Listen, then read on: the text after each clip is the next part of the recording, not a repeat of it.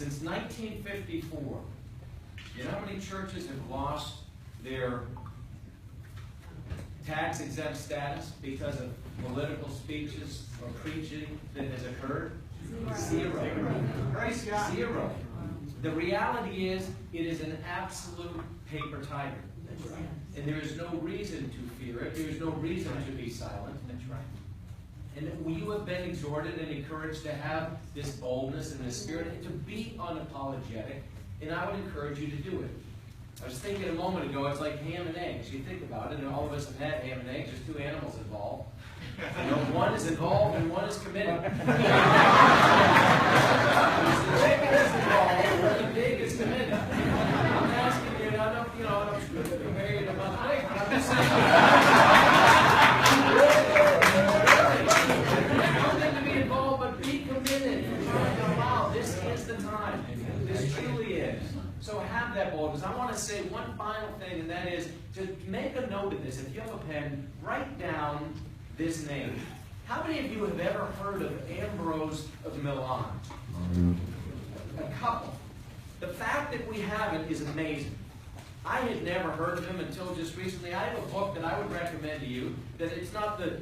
It's an interesting book. It's 131 Christians that everybody should know. And I read this to my children.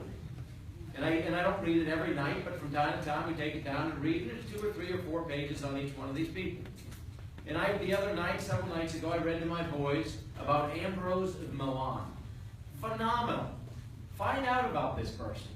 Ambrose, A-M-B-R-O-S-E, of Milan, Italy. The short version was this, real quick, and I'll tell you.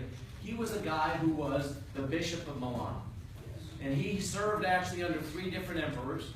And while at that time it was, varying degrees of a Christian state, people didn't always act in accordance with that Christian faith. And in fact, there was an Emperor Theodosius who was a fairly fearsome fellow, and he actually had taken a charioteer who was the most popular of the charioteers, and he was like the superstar of that day, the star athlete, and he benched him.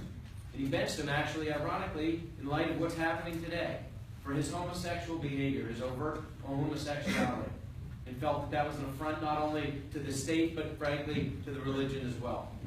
And so this emperor benched him, basically imprisoned him, and said, I've warned you enough already.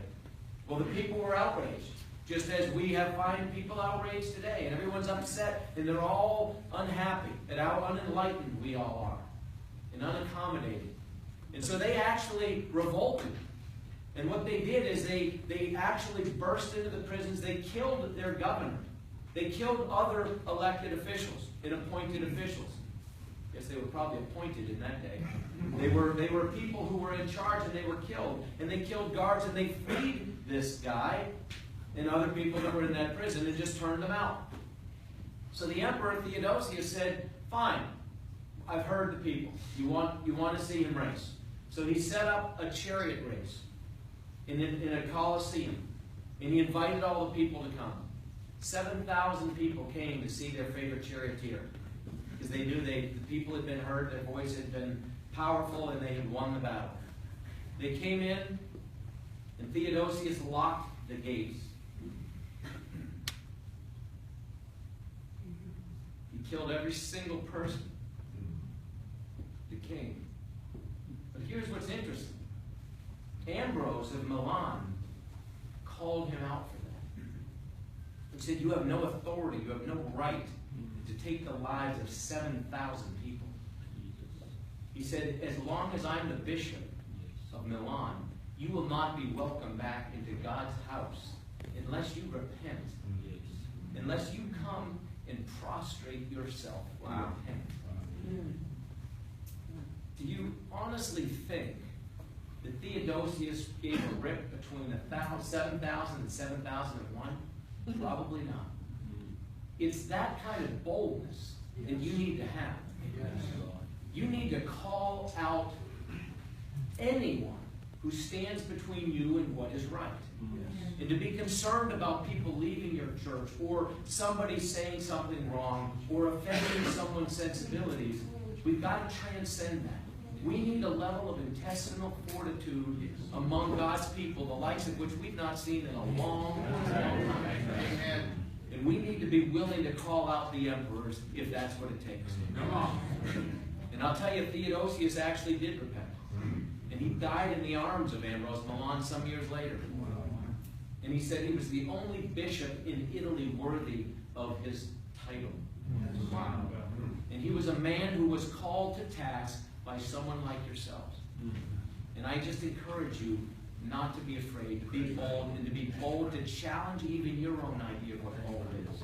And to have the intestinal fortitude in the spine to stand in that gap, to stand on that wall, to sound the alarm. Because you know, watchmen on the wall, you're familiar with the passage in Ezekiel. The reality is, you see what's coming, we see it, we're talking about it. But what are we doing about it? If we don't sound the trumpet, what is it said? That it's on us. It's on the watchman. The watchman's the one who's held to account. So this is what we're calling for. Thank you for being here. Thank you for your patience. Now you know how your congregation feels.